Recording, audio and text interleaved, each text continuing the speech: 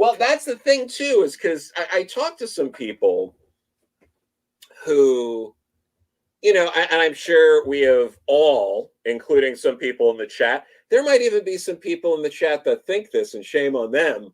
Uh, DC didn't start for me until after Crisis, or I don't read anything before Crisis. I stick to the post Crisis stuff because that's when like DC grew up, or that's when DC became like readable and stuff. And people are literally missing out on hundreds of incredible comics. Yep. With that mindset.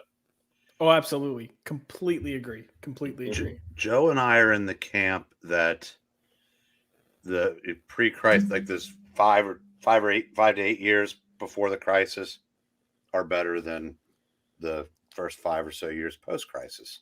Oh yeah. I don't know that many people that share that opinion, which means there's a lot of people out there that are wrong. Yeah. Well, honestly though, there's a lot of people that say that, and that's the opinion they hold. And if you ask them if they read it, they say no. And if you ask them if they're going to read it, they're like, nah. Yeah. I think a lot of people just have a misconception that, earlier comics lack in quality. And look, it's different types of storytelling and a different approach to art. But a lot of times I feel like the storytelling itself is better.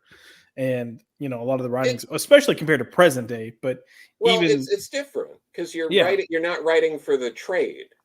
Correct. So it's a different mentality. And I think also DC had a reputation when Marvel came in, all the things they did differently, whether it was crediting creative teams to continuing stories, subplots. You had to read issue 10 maybe to understand what's going on in issue 15. You didn't really have to do that with DC. Right. And so there, it was mostly, there were 4 kids. There's rarely 2-parters because you never knew if the newsstand was going to get the next issue. Stan just kind of figured you would.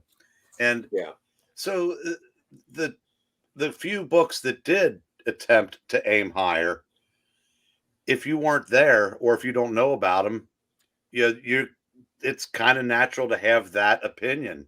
They just assume that they were as disposable as everything else, which is a shame because Batman Detective from 80 to 85, or actually 86, really good stuff. Yeah, absolutely. And, again, I think it's not like a lot of that stuff was completely unjustified. It's not like every book DC was putting out was, hit after hit, but they put out a lot more hits than people gave them credit for. And Marvel also, I think it's fair to say in the 70s, they did some experimental stuff and some of it worked and some of it not so much. Yep. We're talking drugs or comics now.